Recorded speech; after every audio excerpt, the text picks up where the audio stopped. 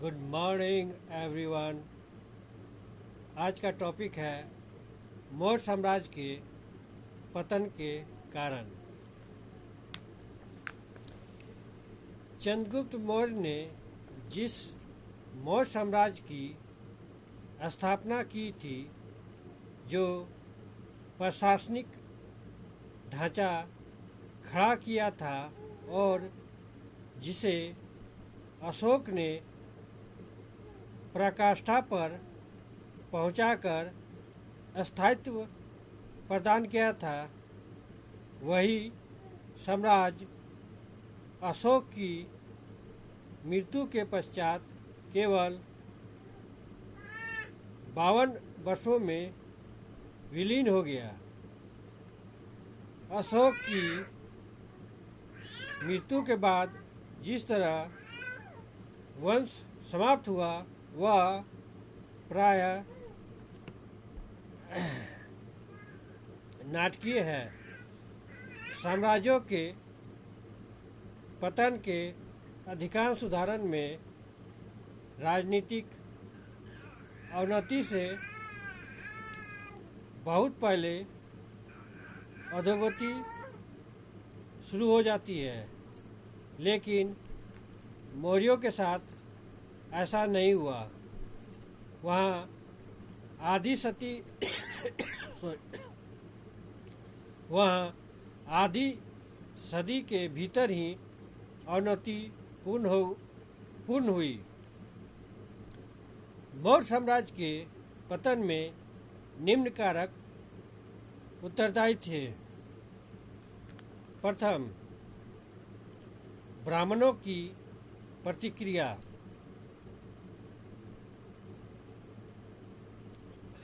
अशोक की धार्मिक नीति से जहाँ बौद्ध लाभान्वित हुए, वहीं ब्राह्मणों के विशेषाधिकारों एवं उनकी सामाजिक प्रतिष्ठा को क्षति पहुंची। अशोक द्वारा पशु बलि पर नियंत्रण ब्राह्मणों पर सीधा प्रहार था, क्योंकि यज्ञ एवं बलि के माध्यम से ब्राह्मण धन एवं सम्मान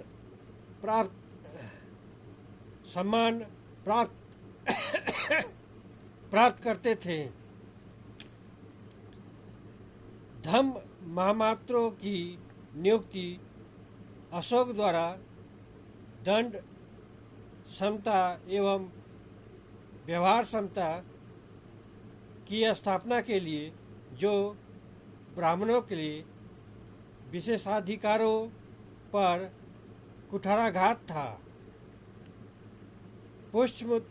पुष्यमित्र शुंग के नेतृत्व में ब्राह्मणों की प्रतिक्रिया हुई और मौर्य साम्राज्य का पतन हो गया। दूसरा, अशोक की शांति एवं अहिंसा की नीति। अशोक ने शांति एवं अहिंसा पर अत्यधिक बल दिया। अहिंसा की यह नीति न केवल सैनिक अवनति का कारण बनी, अपितु इसने सम्राट का नियंत्रण शक्ति को भी कम किया। नियंत्रण के कम हो जाने से पदाधिकारियों ने प्रांत में अत्याचार करना शुरू किया। साम्राज्य में विद्रोह होने लगे, जिसका उल्लेख बौद्ध साहित्य में किया गया है।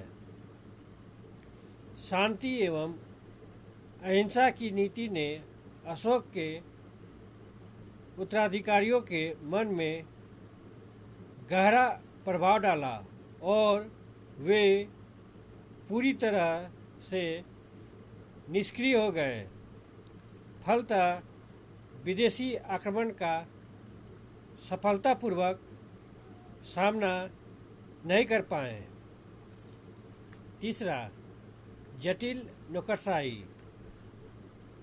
मौर्य प्रशासन का स्वरूप अत्यधिक केंद्रीकृत था और महत्वपूर्ण निर्णय शासक के प्रत्यक्ष नियंत्रण में थे। इस कारण ऐसे शासक की आवश्यकता थी जिसमें यथेष्ट व्यक्तिगत योग्यता होती। ऐसी स्थिति में केंद्रीय नियंत्रण के दुर्बल होने के साथ शासन का दुर्बल होना अवश्यंभावी है। अशोक की मृत्यु के बाद यही हुआ। मौर्य साम्राज्य की व्यवस्थित शासन पद्धति में कर्मचारियों की निष्ठा व्यक्तिगत रूप में सम्राट के प्रति होती थी, राज के प्रति नहीं। वे सम्राट के निजी कर्मचारी होते थे। राजा के परिवर्तन का अर्थ कर्मचारियों का परिवर्तन था। जहाँ सम्राट के परिवर्तन की गति अत्यधिक तेज हो जैसा अशोक के उत्तराधिकारियों के साथ हुआ, वहाँ ऐसी स्थिति के गंभीर परिणाम निकलना स्वाभाविक था। कर्मचारियों का चुनाव और विभिन्न पदों पर उनकी नियुक्ति व्यक्तिगत स्तर पर राजाओं द्वारा होती थी और वे उस सम्राट के प्रति निष्ठा रखते थे। परवर्ती परिस्थितियों में नए कर्मचारी नियुक्त होते और पुराने षड्यंत्र और गड़बड़ी करने के लिए मुक्त हो जाते थे और गुटबंदी को प्रोत्साहन देते थे। मौर्य शासक अपने नौकरशाही की नियुक्ति में किसी प्रकार की प्रतियोगिता प्रणाली का विकास नहीं कर सके और उनकी नियुक्ति केवल सम्राट की इच्छा पर निर्भर रही। चौथा, अयोग्य उत्तराधिकारी। मौर्य राज्य का स्वरूप राजा की निरंकुशता पर आधारित था।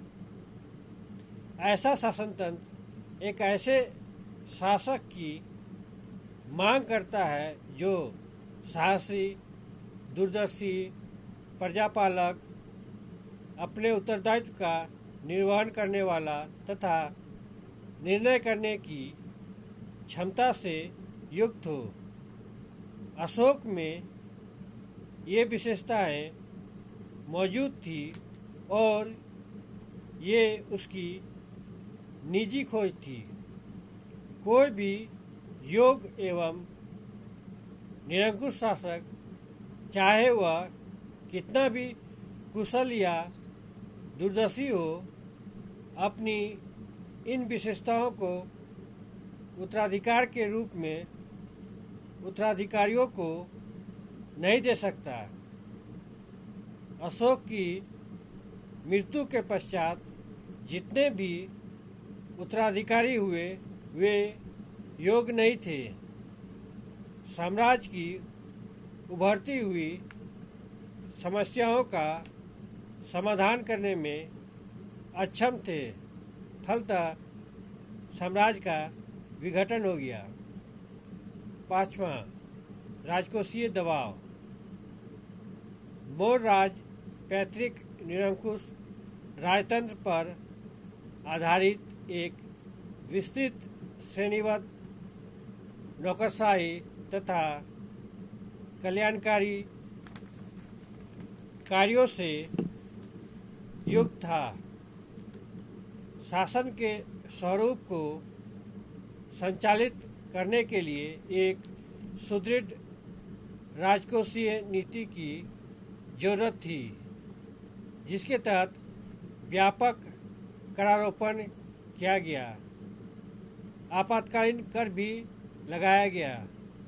अशोक के समय तक यह व्यवस्था सुचारू रूप से चल रही थी। परवर्ती समय में इसमें बाधाएं उत्पन्न हुई।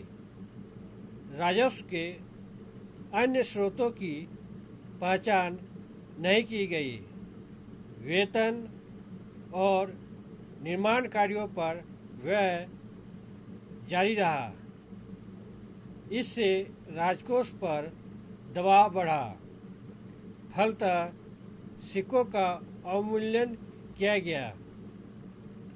मौर्ययुगीन पंचमार्क सिक्के में चांदी की मात्रा कम होती गई। यह चिन्ह सरकारी खजाने के खाली होने का संकेत है। आरंभिक मौर्य शासकों ने सार्वजनिक निर्माण कार्यों में अत्यधिक व्यय किया, जिससे राजकोष पर अतिरिक्त दबाव पड़ा। फलतः परवर्ती शासकों के समय अर्थव्यवस्था चरमरा गई। यद्यपि सिक्कों के अवमूल्यन के संदर्भ में कुछ विद्वानों का मानना है कि वे अर्थव्यवस्था में किसी गिरावट का संकेत नहीं देते, बल्कि वे इसे राजनीतिक अर्थव्यवस्था का परिणाम मानते हैं। दूसरी बात, अन्य भौतिक साक्ष्य सिक्कों के अवमूल्यन से भौतिक जीवन में गिरावट का संकेत नहीं देते हैं। स्थिति चाहे जो भी हो, प्रशासन का अर्थव्यवस्था पर नियंत्रण नहीं रहा, जिससे वह पूरे प्रशासनिक व्यवस्था को सुचारू रूप से नहीं चला सकी। एक सुदृढ़ आर्थिक व्यवस्था पर नियंत्रण न होने का अर्थ है शासन और सभी कार्यों पर नियंत्रण का शिथिल होना, और ऐसी स्थिति में साम्राज्य के पतन का मार्ग खुल गया। छठा, धम्म महामात्रों की दंडात्मक भूमिका। अशोक ने बड़ी संख्या में धम्म महामात्रों की नियुक्ति की थी।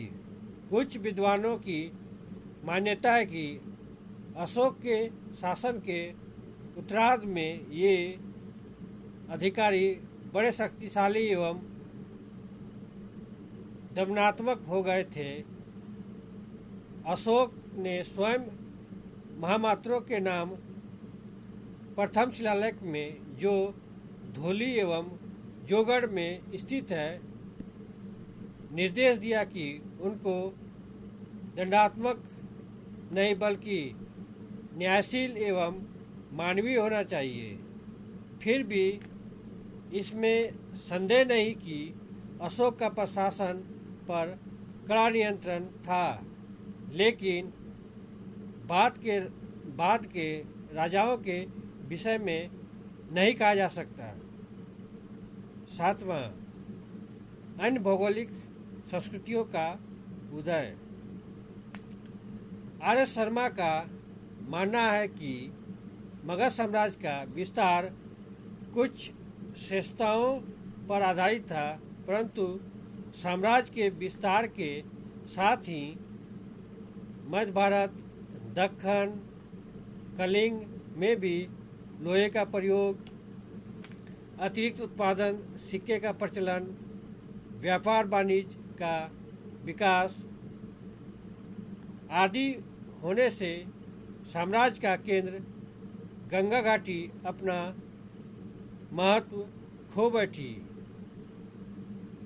लोहे के औजारों एवं हथियारों का सीमांत प्रांतों में नियमित प्रयोग होने से साम्राज्य का पतन साथ साथ हुआ। मौर्य वंश के पतन में सैनिक निष्क्रियता, ब्राह्मण विरोध, आर्थिक दबाव में से कोई एक कारण नहीं माना जा सकता। उसका कारण तो राज्य तथा उसकी संरचना एवं राज्य की आर्थिक संरचना में अंतर्निहित कमजोरी के परिप्रेक्ष्य में ढूंढा जा सकता है। योग्य उत्तराधिकारियों के अभाव में राज्य की आर्थिक एवं राजनीतिक संरचना में कमजोरी इतनी व्यापक हो गई कि शासन तंत्र का विघटनकारी तत्वों पर नियंत्रण नहीं रह पाया और इस प्रकार इतने बड़े केंद्रीकृत साम्राज्य का पतन हो गया। मैं अपने शब्दों को यहीं विराम देता हूँ। इस टॉपिक से संबंधित अगर कोई भी प्रश्न आपको पूछना है तो आप कमेंट बॉक्स में जाकर अपने प्रश्न को पूछ सकते हैं। Thank you. जय हिंद।